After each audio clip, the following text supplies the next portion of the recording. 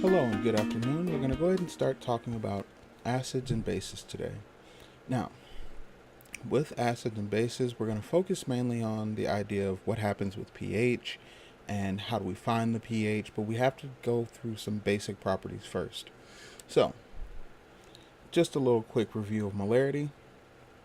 Now, the molarity of a substance is telling us how concentrated it is. So, if we use the idea of making something like tea, if I wanted to make my tea very, very sweet, I'm going to add a lot of sugar to it. In doing that, I might get to the point where I can actually see the amount of sugar forming on the bottom. That's telling me that no more can dissolve and so forth. In chemistry, we look at it a little differently. Instead of just dumping and dumping and dumping, we want to know what's present. So we'll figure out the moles of solute divided by the liters of solvent. Most times our solvent is water here. So we're going to look at moles over liters. These will be our main units. The first question we have here is, what is an acid? We have two definitions we're going to look at. The first one is what we call an Arrhenius acid, which is basically any substance that loses a hydrogen ion when dissolved in water. And the second is a Bronsted-Lowry acid. Now, Bronsted and Lowry gave us a little bit more of a general definition, and they said any substance that can donate a proton.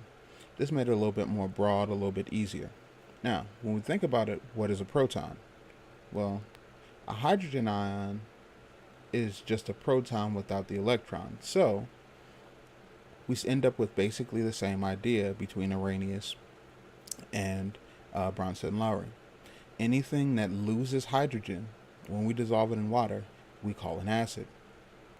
Okay, now on the other side, what is a base?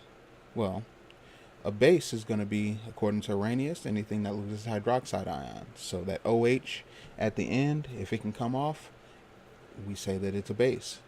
Now, Bronsted and Lowry, a little different. In their case, they said, okay, any substance that can accept a proton. If we were to go deeper into this, we realize that we still kind of produce hydroxide, but it's a little bit different. The reasoning behind it's a little bit different.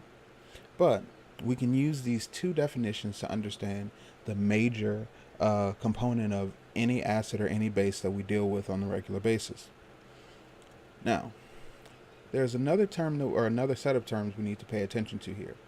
That's what we're going to call a strong acid or a strong base. Weak acid, weak base. Well, what does it mean when we say it's strong? Does that mean it's going to do a lot of damage? Not necessarily. When we think of something being a strong acid or a strong base, what we're actually describing is how much does it ionize? How much does it break apart when we put it in water? If we have something that's a strong acid or a strong base, this is going to completely ionize when we put it in water. So every hydrogen ion that was attached to it is going to automatically just break apart and boom, it's just floating around. Same thing with our hydroxides if it's a strong base. These are usually going to, in terms of bases, deal with more of the Arrhenius definition than we would with the Bronsted and Lowry. Now, what about something weak? Does that mean that we don't have to worry about it, it won't do any damage? Not necessarily. This is just saying that it ionizes very, very little. So if we were dealing with something like hydrofluoric acid. Hydrofluoric acid is actually very dangerous and can do a lot to harm the body.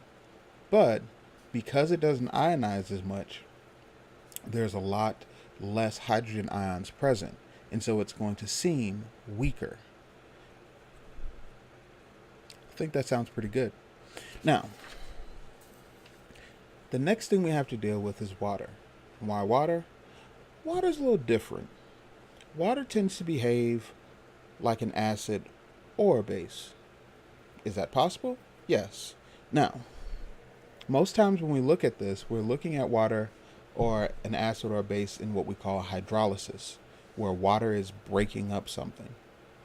Now, if there's an acid that happens to be stronger than water, like hydrochloric or sulfuric or any of those, then it accepts the hydrogen and becomes what we call our hydronium ion.